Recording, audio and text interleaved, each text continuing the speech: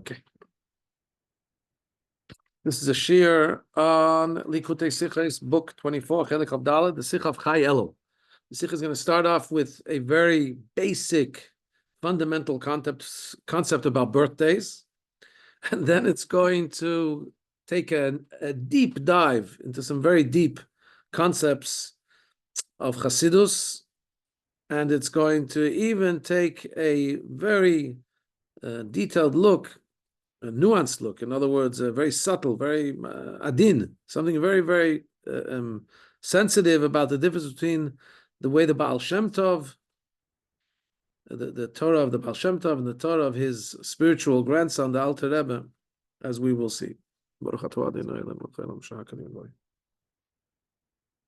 Okay, Chai Elul is the day of birth of what we refer to Shnei Ha'Ma'ires HaGedolim, the two great luminaries. So on Monday, the 18th of Elul in the year Taf Nun Chet, which can also be rearranged to have the word Nachat, it's a way to remember it, figuring that we are in the year of Taf Shin Pei Daled, so this is 324 years ago or something like that. That was when the Baal Shem Tov was born. And on Wednesday, Chai Elul, in the year Taf Kuf Hey, which can be read also as Kahos, like one of the children of one of the children of Levi. So in that year, which was almost 50 years after the birth of Baal Shem Tov, 50 years later, was on the same day, the 18th of Elul, was the birthday of the Rabbeinu Azaken of the Alter Rebbe, Rabbi Shneur Zalman, the founder of Chabad. So this concept that in the time of a birthday, it's a day of a Yom Tov, it's a day of joy, this is already mentioned in several places in the teachings of Chazal, of our sages. We find it particularly about Moshe Rabbeinu, first of all, about Yitzchak. Then we find it about Moshe Rabbeinu. And we also find that the Torah tells us in the Medrash that Hashem acted on this concept. He waited for the birthday to celebrate the completion of the Mishkan. The Mishkan was really completed in the month of Kislev, and when the year the Jews went out of the desert. However, Hashem said, wait to inaugurate it, wait to celebrate and begin actually using the Mishkan to the time of the birthday of Yitzchak. Hashem said, let us wait for the great day of joy of the birthday of Yitzchak on the 1st of Nisan. And then at that time, let us also blend that with the great simcha of opening up the Mishkan. So Hashem delayed for a few months the inauguration of the Mishkan to make it fit for the very happy time of the birthday of Yitzchak, the 1st of Nisan. So we see here clearly a reference to the fact that the birthday of a tzaddik is a special day, a happy day. More than that, we know by Moshe Rabbeinu, when he was born on the 7th of Adar, we know that years later, when it came to the story of Purim, so Haman was excited that the Gzeira, that the decree to knock out, to kill the Jews, Chas v'Shalom, came out to be on the month of Adar, on the 7th of Adar. And the Gemara says, but he didn't know something very important. Taka, indeed, 7th of Adar was the day that Moshe Rabbeinu passed away, but it's also the day when Moshe Rabbeinu was born. And that power was so much that it transformed the whole Gezeirat, transformed the whole decree, that Purim became a day of salvation, not, God forbid, a day of destruction. Nonetheless, even though we have these clear indications that when it comes to a tzaddik, his birthday is a day of joy, we don't find that people should actually, even for a tzaddik, that the day of their birth should be an openly celebrated occasion. And that all the Jews should celebrate the birth of a tzaddik. Even if we did mention Moshe Rabbeinu in 7th of Adar, the halacha is that it's also a day. Some have the custom to fast on the 7th of Adar. Why? It was the day that Moshe Rabbeinu passed away.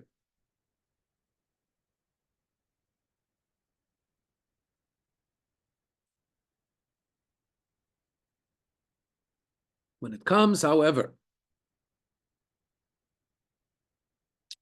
to the day of the Yom Huledes, the day of birthday of the Baal Shem Tov and the Alter Rebbe. So, when it comes to the birthday of the Baal Shem Tov and the Alter Rebbe, Chai Elul was revealed by the previous Rebbe in the name of his father, the fifth Rebbe, the Rebbe Rashab, that it's a day of joy. To the extent that they would say, the Rebbes would say, Gut Yom Tov, like Chag Sameach, it's a happy day. And the previous Rebbe was then revealed this concept to all the Jewish people that he could, that it's a happy day. Baal Shem Tov was born, the Alter Rebbe was born. So since everything that's connected with Torah has to be exact, so we understand that the fact that this is a great day, the fact that the joyousness, the simcha, and the specialty of the day of Chai Elul is celebrated, is not just because, well, it's a great day, the two great leaders were born, but also because this concept, this new novel concept that's celebrating a birthday in a joyous way, is something that should be spread to all Yisrael. This is something that obviously is also connected to what the Baal Shem Tov and the Alter Rebbe, to the Torah Chasidut, to the teachings of Hasidism that they revealed. In other words, we could say, well, okay, for some reason, it was decided that the birthday of a tzaddik was always a happy day. We find sources, Yitzchak and Moshe Rabbeinu, but it was never actualized. When it comes to the Baal Shem Tov and Alter Rebbe, so the previous Rebbe said, it's time to reveal it, that when the day of birth of the tzaddik, you say Gut Yom Tov, it's Chag Sameach, it's a happy day. Says the Rebbe, the fact that it was revealed about the Baal Shem Tov and Alter Rebbe means, because everything in Torah is exact, means that somehow what they were teaching, the teachings of the Baal Shem Tov and Alter Rebbe, Teres Achsidus, lends itself and fits into the concept that their birthday should be revealed. Not just does their teachings fit that concept. Says the Rebbe, the fact is that they were born on the same day, and the Rebbe said that, the fifth Rebbe said, today is the day of birth of our two great unzere, our Shnei HaMa'orot HaGdolim, our two great luminaries. In other words, there's something that's synonymous, something that's a common theme in the Baal Shem Tov and the Alter Rebbe's teaching, which is connected with the fact that a birthday should be celebrated, a birthday of a tzaddik should be celebrated. So let's first, paragraph 2, let's understand b'chlal what is a birthday. And as I said, the first part of this sikha, what we're going to discuss now, is so fundamental, so important for every single one of us. We've all been born. So let's understand what specialty does a birthday have? Paragraph 2. So we'll understand by first understanding, simply speaking, what's the greatness of a birthday? I mean, what's the question? A new person came to the world. No, we're asking because before the child is born, they're also here. When their child is still a fetus in the mother's stomach, at some stage, they're already fully developed and they have all of their limbs. They even have hair. Not just that, the limbs can even move. And we know that the child, the fetus, eats what its mother eats, drinks what its mother drinks. In other words, at some stage of the end of its formation, it's actually like a little child within a bigger parent. So what's the excitement about a person being born? What is the Yom Holedes? Why is a birthday something special? On the contrary, if you wish, it's not a celebration. Where's the kid better off? The kid is better off in the mother's womb. When it was in the mother's womb, it was stronger than it comes out. In the mother's womb, it's protected from all kinds of things. Because the mother protects the child. It's in her stomach, it's in her womb. When it comes out, now the child becomes vulnerable. Now you need to make sure to swaddle the child, to wrap it up in warm clothing. You have to protect it. You have to, when the kid's in the mother's womb, you don't have to be so sensitive about it. Protected by the mother. The mother gives it the ultimate protection. It ate what the mother ate. Now it's not like that. Now we have to make sure it gets it's fed properly. Sometimes you even have to do things that sometimes the child is even feels a little pain from the birth. That's physically. What's so exciting about being born? It's much better to be in mom's stomach. But ruchni is spiritually, we know it says that by a yid it says the child is in the mother's stomach, and it says ner dalu kal rosho. There's a candle that's, so to speak, a light on the head, and vitzofel mabit, and the fetus, the child, the unborn child, is looking misofa olam at sofa through that candle that's on its head. It's able to have special vision. It can see from one end of the world to the other. And we know that it says malamdim oto kol haTorah kula. The whole Torah is being taught to this fetus. Once the baby is born, comes an angel, gives it a flick, gives it gives it a like a fras, like gives it a slap on top of the mouth. We say that's where the little indentation is, right at the middle, right under the nose. And mishakecho kol haTorah kula. This angel makes the child forget the whole Torah. And then, when the child starts to talk, the father starts to reteach him all the Torah that he forgot. Torah tziva lanu Moshe, teaches him, and then when he turns 5, he learns Chumash, and then when he turns 10, he learns Mishnah, till he can come to learning all the other things. And then when he becomes 40, we say, oh, now you understand, now you reach the age of Bina, but not so many reach the level they were before they were born to know Kol HaTorah Kula, that they learned the whole Torah. So if you look at it that way, physically it's harder for a child to be born than when it's protected in the mother's womb. Spiritually, when the baby's still in the state of being in the mother's womb, it has the whole Torah Kul, it has the entire Torah. So what's the excitement about celebrating a birthday? It should be the opposite of excitement, the opposite of a day of joy. The child left the island of Kedusha, special island of holiness that it was, and now it's being born, it came out into the world. It's a more dangerous place. It's a spiritual downgrade. What's the explanation? The explanation is from what we will understand, the difference between a fetus, somebody who's still in the mother's womb, and a baby that's alive in halacha. What's the halachic difference between a baby in the womb and a baby born? So Rashi, the way Rashi says it, the difference will be that so long as the baby is not born and the head hasn't yet come out into the world, it's not considered an independent nefesh. It's not considered a fully independent living being. And therefore, if you have to save the mother, God forbid, when there's a woman who's having difficulty giving birth, and it's a danger, and if the child is going to be allowed to come out, the mother will die. So since the child is not yet born, the head hasn't even come out, so then in that case, we kill the child to save the mother, because the child's not yet an independent entity. It's not called killing. The moment, however, when the head comes out, now this child becomes an independent human being. And now we're not allowed to touch him and kill him, because there's a struggle now happening. God forbid this should ever happen, but there's a struggle. The mother, and it could be that if you leave the situation like this, both will die, chas v'shalom. But whose life are you going to save on the cheshbon of the other person's life? The baby that's already half born is struggling to come out. It's already considered a live being, an independent live being. The mother is struggling to stay alive. The mother's a being. We have a rule, ein dochim nefesh bifnei nefesh. We can't push off one person in front of another person. To use other language, we talk about my chaz is the dama didach sumech tvei. Whose blood is redder? Who should we push off? Who should we save? Who should we kill to save the other one? We can't make that decision.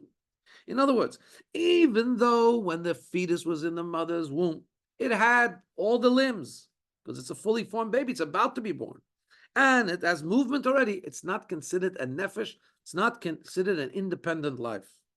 It's considered an offshoot, like a limb of the mother, not its own independent life.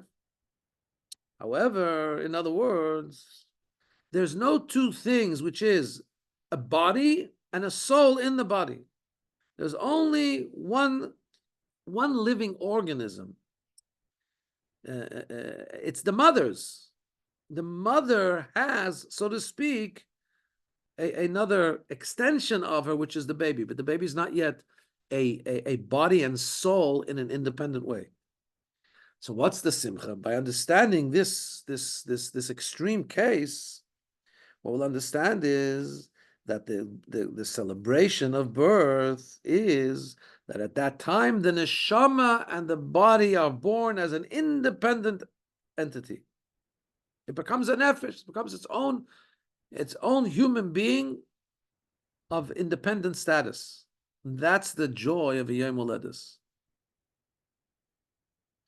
In other words, that's when the baby, that's when the child, that's when the person becomes a person, independent person, not just an extension or like some other womb, some other limb, or some other internal organ of the mother. Okay. So this is, as I said, the sikh is going to start off with a very basic point. This is a very basic premise.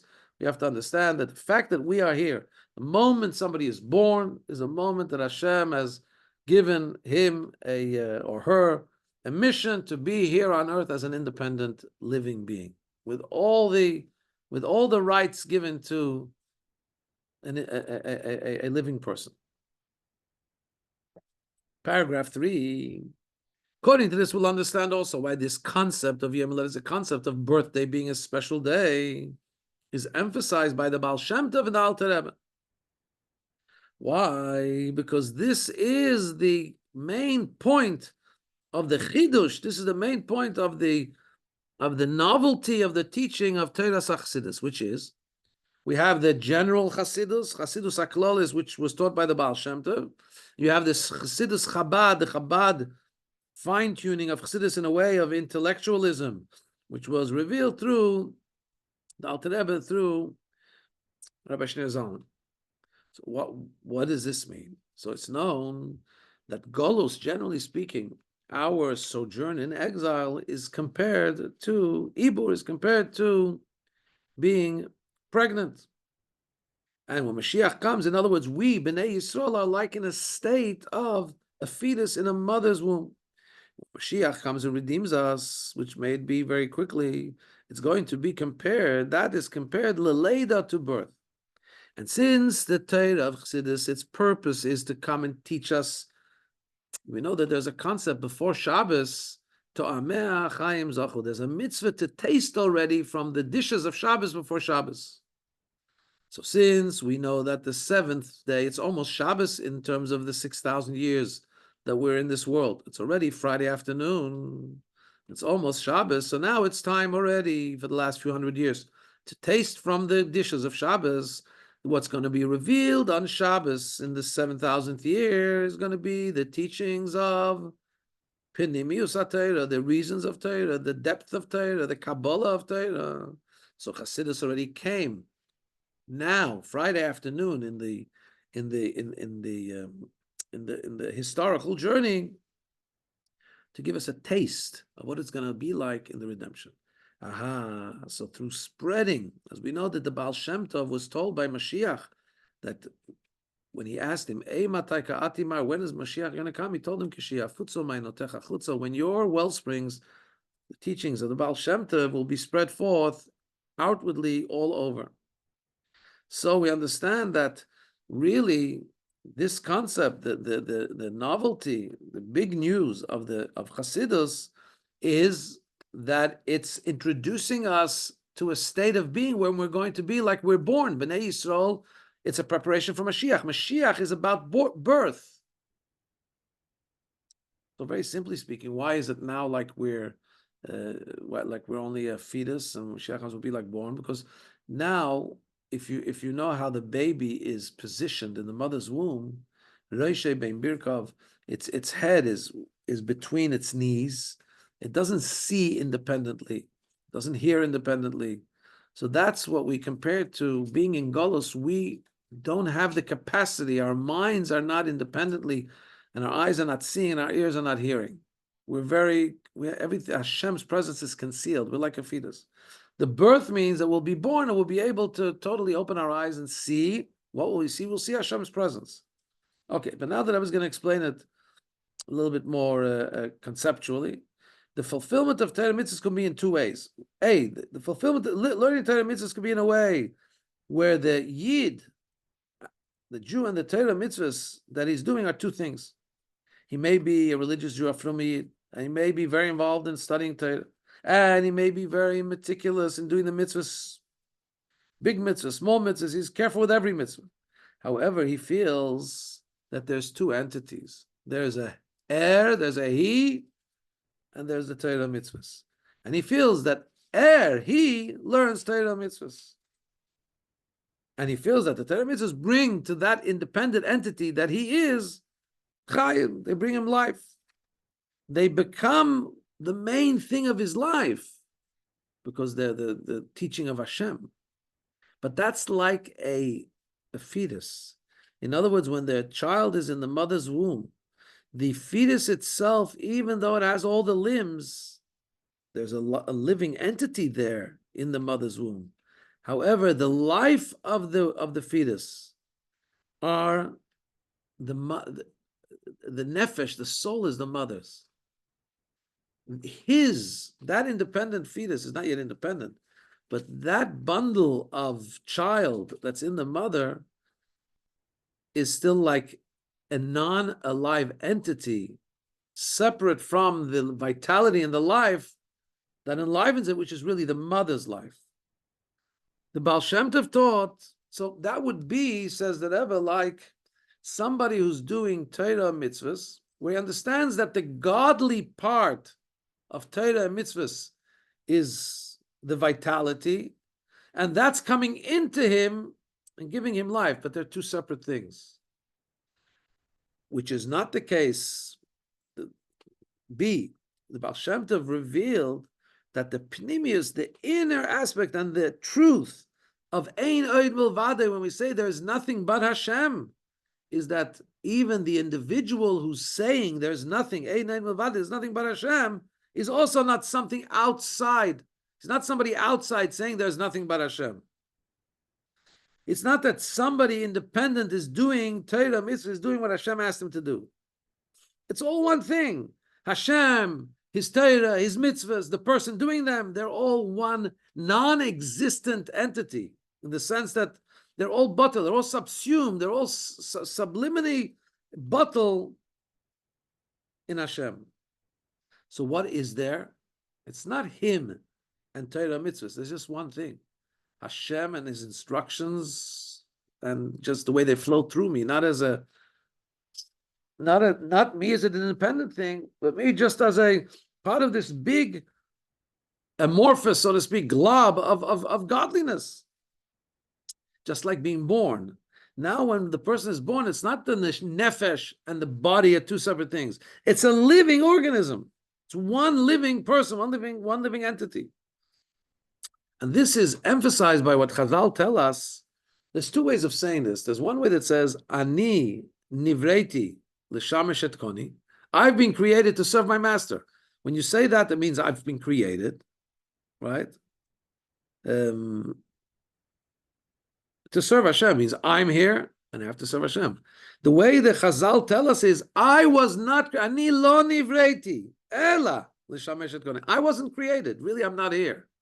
The only reason there is some kind of an entity called me is because I have to serve my master. To serve my master, there needs to be something to serve my master. There needs to be something to serve Hashem. That's the only reason. I'm not really here. I'm only here in as much as in order to serve Hashem, you need to have an entity to serve Hashem. That's as much as I'm here. It's a very, very deep level of bittul, of transparency to Hashem. Because in order to fulfill Hashem's instructions, you need to have a physical person in the physical world who should fulfill Hashem's physical instructions, but it's just a detail in Hashem's existence, not as an independent, standalone thing. We find an interesting halacha. The Rebbe likes to prove things in halacha. Halacha is very matter-of-factly and practical. So look at this halacha. You know that there's halacha on Shabbos you're not allowed to carry, right? Okay. How much are you not allowed to carry? We're talking mida oiraisa. Mida rabbana, rabbinically, you're not allowed to carry even a small amount, even a little pin, or even a little mustard seed. But mida oiraisa, when it comes to biblical violation that you would have to bring a carbon for, you could get lashes for. So to violate the biblical prohibition of carrying, you would need to have a certain amount, let's say something that has some kind of prominence. If you're taking out animal food, enough to fill the mouth of a camel, enough for a mouthful for the animal you want to feed. Yeah, if you just took a little nothing, it's not enough for it to be a violation. Again, biblically. So now what happens like this? If you took out a small amount, which is not considered a kazayit or whatever, it's not considered a respectable amount of food. If you would take it out in your hands, you wouldn't violate the Isur D'Oraisa. What happens now if you took it out in a dish? Now the dish is bigger. So we say if the dish is, what's the main thing when you put food in a dish? Which part is the main thing? Don't forget, in those days they didn't have fancy dishes. I don't think which is the main thing when you put food in a dish. The main thing is the food, not the dish. So imagine somebody carries out a big dish, but there's a small portion of food which is not enough to violate the biblical prohibition of taking out. So he's not liable. Why? Because the vessel is the guy didn't want to take out the vessel. He just wants to take out this food which is stuck in the vessel, which he has in the vessel. The vessel doesn't have its own entity. Understand? The vessel is all about being a vehicle to take out that food, and the food amount is too small to be a violation. So it could be he's taking out something big. You say, what? He didn't violate the Isur D'Oraisa, the biblical prohibition. It's a big keli. No, because he didn't need the keli is of no subsequence, of no consequence. He wanted just a small amount of food. The small amount of food is what's the reality. The keli is nothing. Similarly, when we talk about bittul, when we talk about, yes, we're here, but we're here in the deepest level. We're only here because we are the ones that carry out Torah mitzvahs, and Hashem needs hands to put on tefillin, so we have hands. He needs an independent person to give tzedakah, so we're an independent person, but we're not really independent in and of ourselves. Really, we're just carriers and vehicles for Hashem's plan here on earth. So that is a very deep level of bittul, where it's like the birth of a child, where you can't separate. It's not like there's dead, you don't feel dead limbs that the nefesh is now enlivening. They're kind of one entity. We become, this is the level we can strive to be with Hashem, to be like one thing, where we're just his, so to speak, hands and feet here on earth to carry out what he wants carried out. Paragraph 4. Here we'll see also a connection to the birthday of the Baal Shem Tov and the birthday of the Alter Rebbe. What is the novelty? What happens when a child is born? Child is born, he becomes an entity with a nefesh. So not just the generality of his chayes, of his vitality, but also when we talk about the details.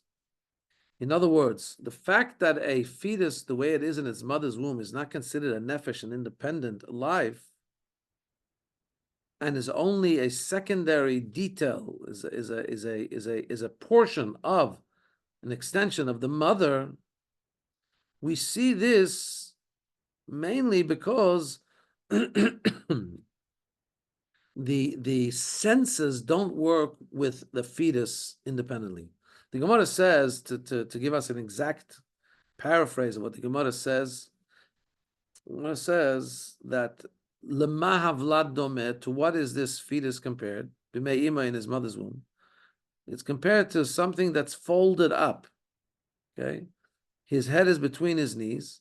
He eats what his mother eats. In other words, even though the child has all the formation of the limbs, eyes, ears, head, but his head is not functioning as an independent head. It's there between his knees. In other words, it's not thinking, it's not doing anything. It's just there, not in use. It has eyes, but the eyes can't see. It has ears, the ears don't hear.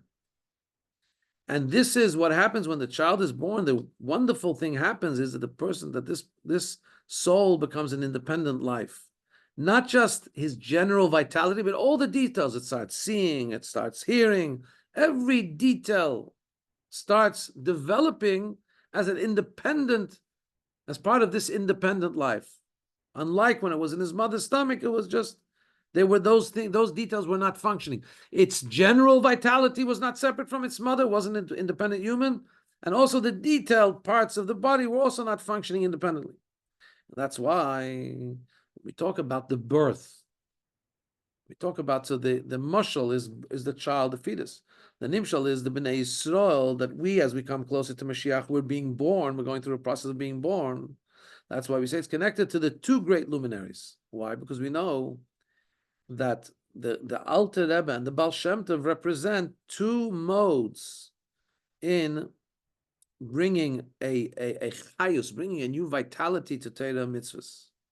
We have the Baal Shem Tov. The Baal Shem Tov brought a general chayus, a general vitality and excitement to Torah mitzvahs to his generation.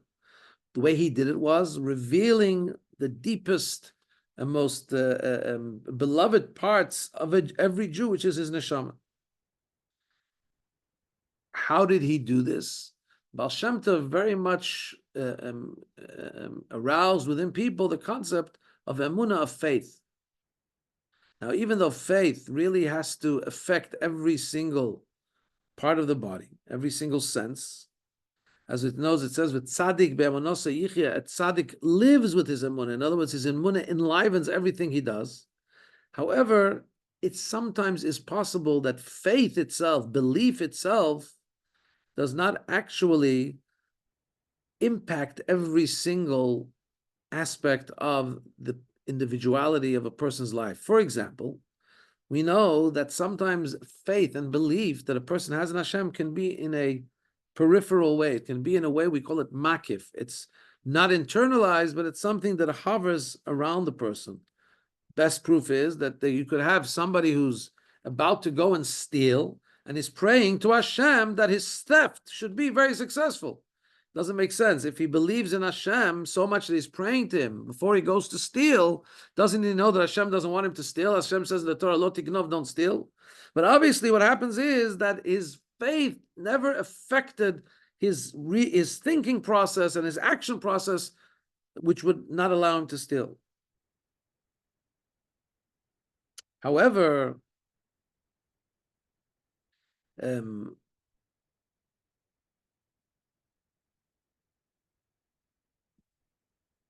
emunah should be, what it really should be, is that it should affect every single aspect. It should be that because you have such good faith, it's going to affect the way you think. You're not going to want to steal. It's going to affect the way your eyes see. You're going to see that, yes, the world looks like it's an independent, materialistic place, but I have faith that there's Hashem, therefore my eye sees that there's a deeper reality. So that's the way it can work and should work. Just like we talk about the general vitality of a person, so the person's general sense of life also brings life to every individual limb of his. However, the Alter Rebbe, so that was the Baal Shem Tov. The Alter Rebbe, however, drew down a vitality in every koyach, in every single feature of the neshama, in every faculty of the neshama, and in every aspect of doing Torah mitzvahs, also to the individuality of that particular koyach, that particular feature.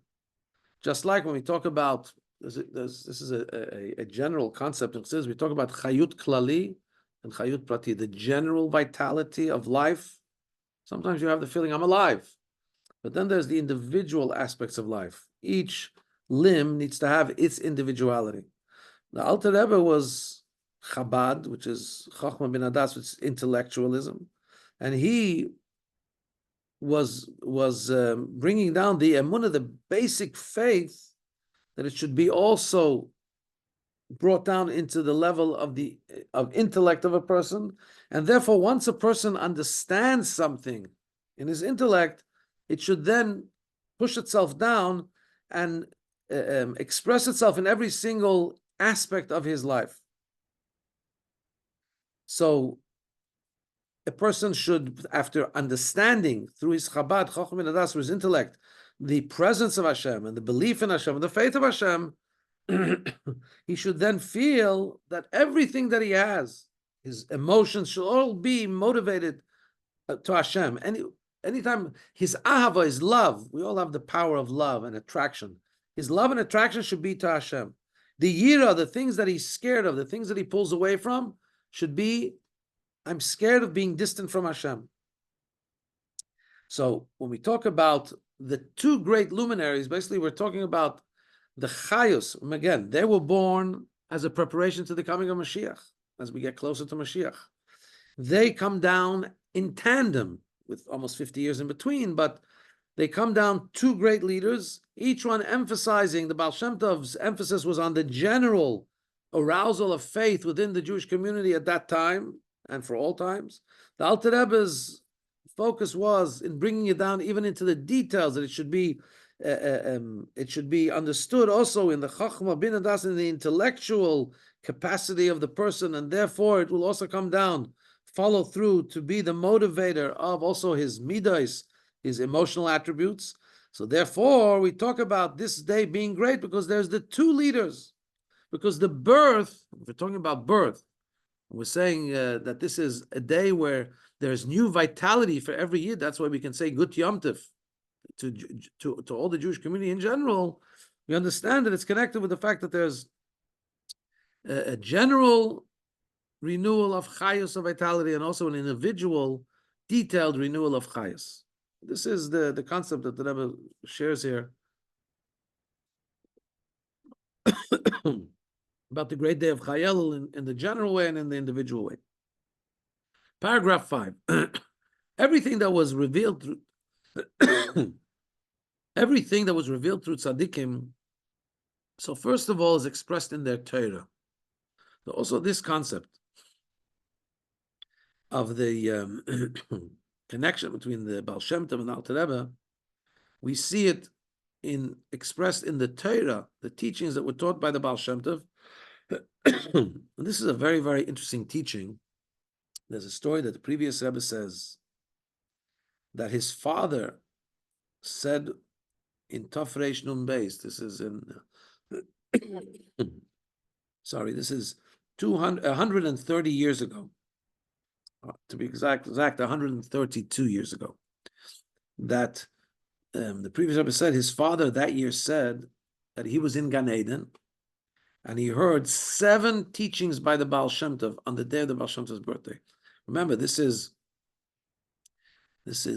almost 200 years after the Baal Shem Tov was born.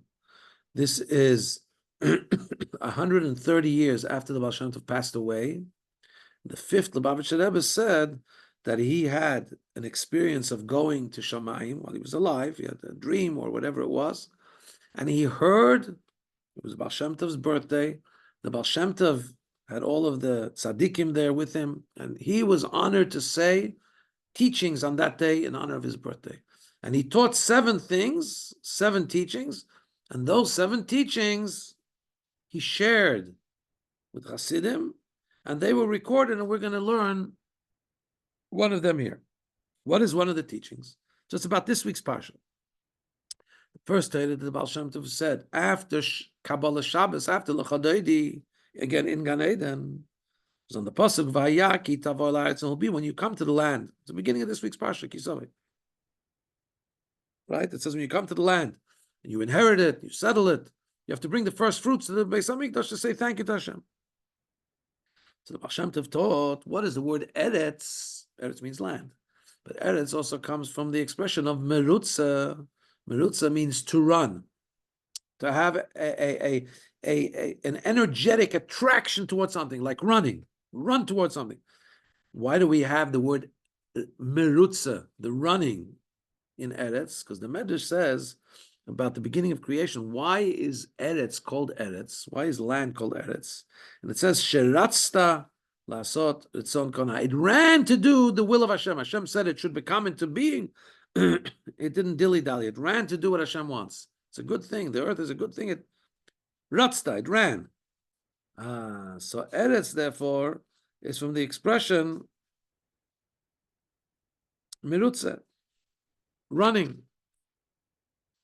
energy and a passion towards doing what Hashem wants.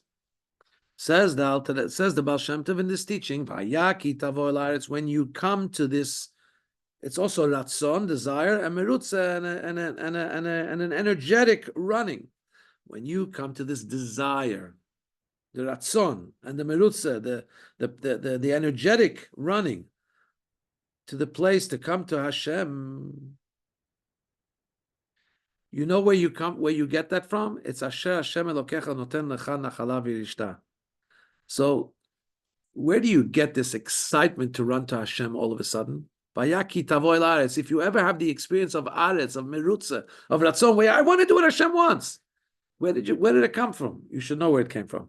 It's Asher Hashem Elokecha noten lecha nachala v'yirishta. Hashem has given it to you. Okay, so what do I have to do about it now? It says, Virishta v'yashavta ba. Now you have to settle in it. You have to make sure it comes into you in a sustainable way, in a settled way. Have you ever seen somebody that gets very excited? He discovers all the mitzvahs and all the Torah, he gets very excited. And after one time, realizing that the truth is with Hashem, with His Torah, he says, that's it, tomorrow I'm going to do everything. Sometimes it doesn't hold. Sometimes a week later, and all of a sudden they disappear. What happened? Because when Hashem gives you this great passion, great desire, you have to do something with it. You have to realize it's Hashem giving it to you. It's not that you changed automatically, you're a different person. Hashem has given you an opportunity. Now, via shaftaba, you have to make it you. You have to bring it into you.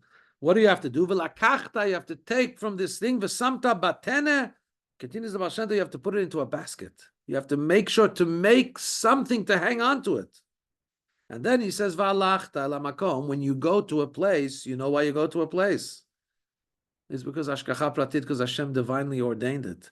Hashem Elokecha. When you go to a place, you should know it's the place that Hashem has chosen. When a Yid goes to a place, it's not that he's going because he chose, he thinks he has to do a business, he thinks he has an opportunity. It's because Hashem wanted him to go there. For what?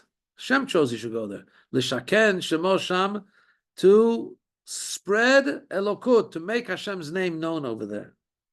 Anybody, wherever we're sitting in the world, it's the place Hashem has chosen for us. For what? The Shaken Shmo Sham, to make His name known there. So later he continues and he explains, he says that's by making a bracha, that's by studying Torah. Whenever a Jew does something for Hashem, whether it's seen by others or not seen by others, he's creating a presence of Hashem in that place, and that's what Hashem sent him there for. So since the Torah was said through the Baal Shem Tov on the day of his birthday of Elul, and it was heard through the leadership of Chabad, to the Rebbe Rashab, we understand that there's the double aspect here in this Torah. This teaching, we have the double aspect, both the Baal Shem Tov and the path of Chabad. Shem Tov we're identifying as the general path of Hasidism. There's many groups within that, and the individual focused path of Chabad within the general path of Hasidism. Both of them relate to this Torah, this teaching that we taught by the Baal Shem Tov. So Rabbi says we could explain it like this. First of all, in this verse, Vayaki tavo el haaretz, when you come to the land, so the Baal Shem Tov is saying, you will come. You will come to the great gift of desiring and running to Hashem, because every Jew is given this as his inheritance from Hashem. That is, generally speaking, what the Baal Shem Tov opens up for Klal Yisrael after he's revealed. That every Jew is not just if he comes, will come to this running to Hashem, this desire for Hashem. Everybody's innermost neshama is going to become revealed. That's what the Baal Shem Tov teaches. Now, the next part of this Torah is that it's not enough for this to become exposed. Now we need to make sure to bring it via shavta. It's not enough via rishta that we have it as an inheritance. And if you're a Jew, it's going to bubble up sometime. But via rishta, we now need to via shavta. Now we need to make it bit yashru. We need to bring it into ourselves. How? We have to take all the good energy and put it in a tenet, put it in a vessel that we can somehow package it and hang on to it. This, says the Rebbe, this is the concept of Hasidus of Chabad, because we're trying to bring the inspiration and the passion that's there in the neshama and have it filter, have it become understood in the intellectualism of our mind, which will mean it's going to be able to affect and change who we are in an individual way. This is already the path of Chabad. And that's why the Baal Shem Tov is expressing two things. He's saying it's not two things that you should come to this special desire for Hashem, and then you need to make sure to bring it into your internalized structure. But really, he said it as one thing. You will come to a desire for Hashem. In other words, if you were already born, you already have the gift of Hashem giving you as an inheritance his piece of him inside of you. And you're going to come, you're going to automatically come to a desire and a running to Hashem. Now what you have to do is bring it into an internalized structure, into Chabad, into all of the aspects of your nefesh. Yeah, so now we can explain the next thing he's saying. Paragraph 7. We'll understand the continuation of what he says. What does he say? When you go to a place, that's Hashgacha Pratis. When you come to a place, it's because Hashem wants you to come to the place to spread his godliness in the world. L'chayra, you could ask, okay, we know that the Baal Shem Tov, one of the fundamental things the Baal Shem Tov revealed to the world is an incredible emphasis on Hashgacha Pratis, divine providence, every single detail. Not just a general providence. Hashem, on every single detail, is being mashkiach, is supervising. Yeah. However, what's the connection with that? And we know that the purpose is to spread Hashem's presence in the world. But how is that connected with the first thing he said? That when a person has a great desire for Hashem, you have to make sure to contain it in a vessel, to bring it down into you. So,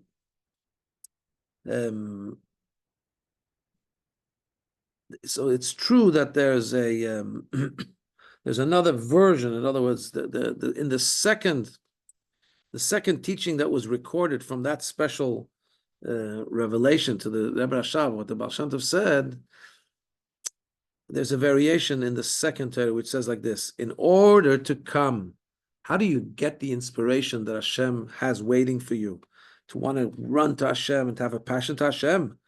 You do that through l'shaken shmo Hashem. You do that through being prepared to give up your life to spread godliness in the world. And then through making a bracha, through saying a pasuk, a verse of Tehillim, and through that you will come to the inspiration that Hashem will give to you. But it seems that this is an addition to what he said in the first Torah. The first Torah is that really the fact is that every Jew will come to an inspiration to Hashem. And when it does come, you have to make sure to can it, to package it, to bring it into you. And then he continues with the second concept, which is, you should know wherever you're going, Hashem has chosen you to go. What's the connection? So the explanation could be the difference between a fetus and a created child is that everything a fetus does, an ubar, everything the baby in the mother's womb does is for itself. In other words, there's no connection between the fetus and the outside world. However, when the child gets born, every single thing that the child does has an effect on the outside world.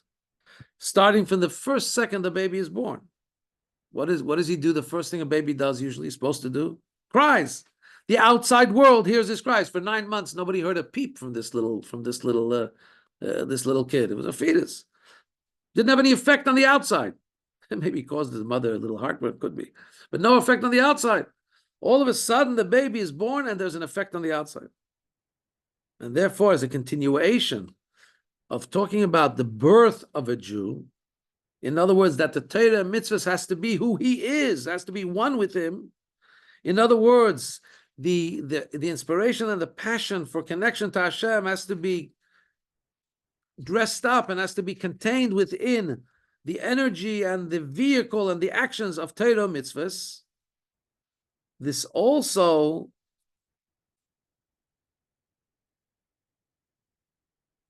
if he's born, this has an effect outside. This has to have an effect on spreading the presence of Hashem, the awareness of Hashem in the entire world. The reason for this spiritually is because the difference between a thing that is, there's two kinds of living organism. There could be something that's merely being kept alive by something else. I'm going to give you a very funny example. A hotspot. Imagine you're getting your internet from a hotspot. Yes, you may have internet, but you can't give internet to someone else. If something's alive only because something else is keeping it alive, it can't keep yet something else alive. When something is alive on its own, it can give life to others. Right? So therefore, we're saying here, since Elikus, since godliness and Torah mitzvahs are the essence of chayus, of vitality. So when that becomes the essence of the Jew, mainly he can have an effect on everything around him because he's truly alive with the Torah mitzvahs that's in him. Okay, paragraph 7. Even though that the concept of spreading godliness in the world already started through the Baal Shem Tov, before the revelation of the Hasidus Chabad through the Alter Rebbe. However, there is an advantage, there is something new that comes in the outreach, the way it comes taught by the Alter Rebbe. And the explanation is as follows. The uftu, the advantage and the novelty that the Alter Rebbe brought on top of what was already revealed by the Baal Shem Tov in the general teachings of Chassidus is not just to highlight the specialty of Chabad, which means Chochmah bin Adas, the intellectual faculties versus the other faculties of the soul. That's why Chabad emphasizes, Alter Rebbe emphasizes, it has to be understood also intellectually, not just felt with a passion to Hashem, but also intellectualized. That's not the only novelty, but also because the kavanah, the intention is, why does the Alter Rebbe insist it should be brought down into Chabad, into the mind? Because the purpose of creation is to make a dwelling place for Hashem, but tachtonim, in the lower worlds. That the world itself, in its lowliness, should comprehend, should understand, should feel, Ein od milvadi, there's nothing but Hashem. Now, since the beginning of independent reality is sechel, where's the first sphera that we can identify as having some kind of, so to speak, independent existence is chokhmah. In the human experience, the first place that we feel ourselves, that we know ourselves, is in the spark that's in our mind, the idea spark. All of a sudden, there's something we feel. So the first space that we want Hashem's presence to be felt is in that first space of independent reality, which is sechel, intellect. Not just in intellect, in the intellect the way it is in spheres of Hashem's higher worlds, Chachma bin Adas, but even in physical human intelligence. And once we have human intelligence understanding and comprehending the oneness of Hashem, you have to meditate and think about it, contemplate, but the human mind, the more it comprehends the oneness of Hashem, to the extent that he understands that this is his whole reality, there's nothing outside of Hashem, that should lead to it comes into his heart. And now the only thing I want, if I'm fully understanding that Hashem is everything, what do I want now? Ice cream. No, I only want what's the truth. I want Hashem. I have an attraction to Hashem. I stay away from anything that Hashem doesn't want. As the Rambam says, how do you get to love Hashem and to fear Hashem? By contemplation in your mind. And then your action will also follow. You'll only do what Hashem wants. And that's why we see that to spread Hashem's elikus, to spread Hashem's godliness in the world, is an extension of what the Alter Rebbe taught, that the concepts of understanding Hashem need to be brought into the mind, because that will then lead to Hashem being in this world, because the first place of independence in the world is in the mind, is in intellect. So not just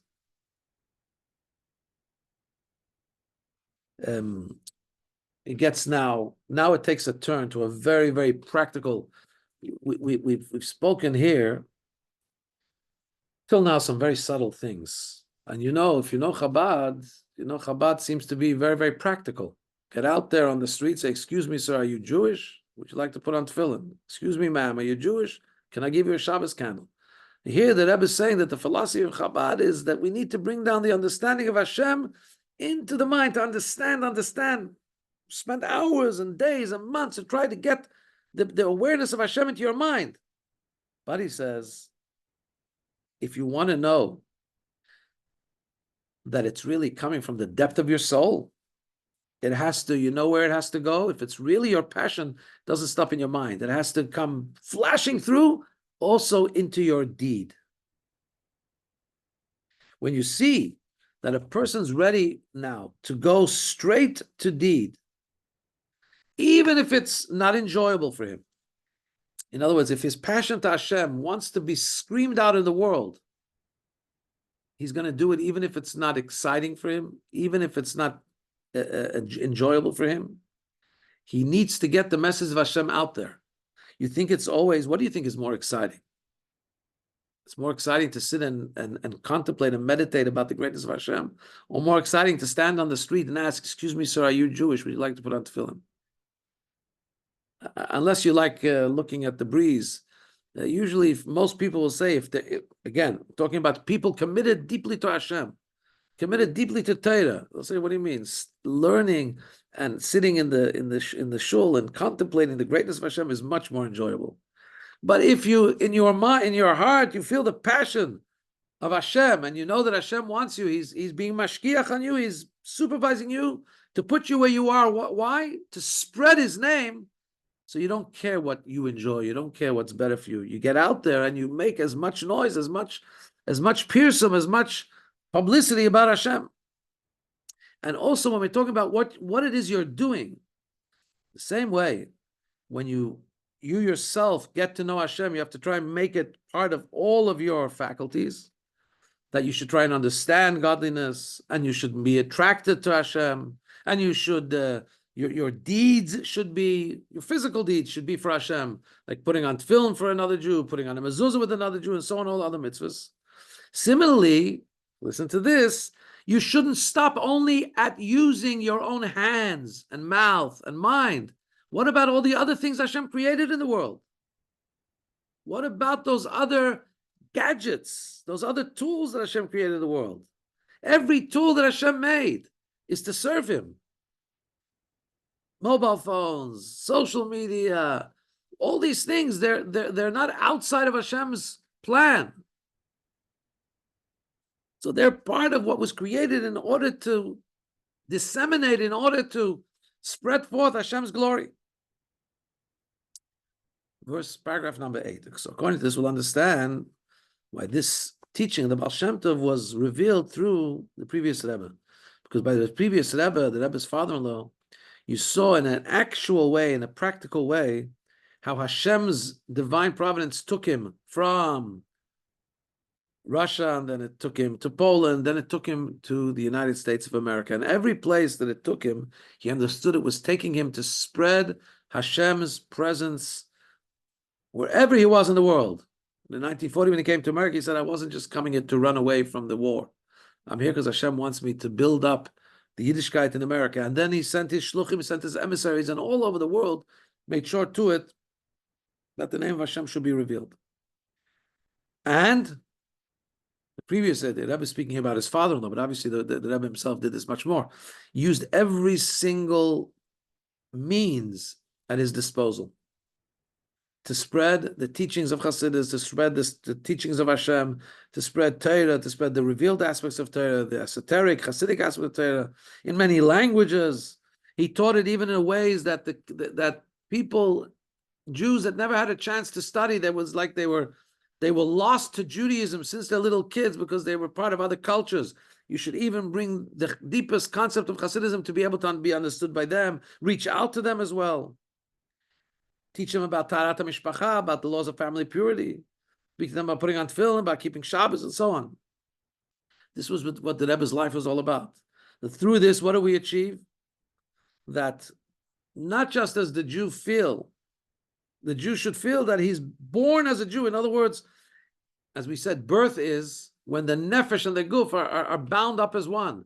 A Jew should get to the place where he feels that he and Hashem's Torah mitzvahs are all one. He doesn't have any life without connection to Hashem and doing Torah mitzvahs.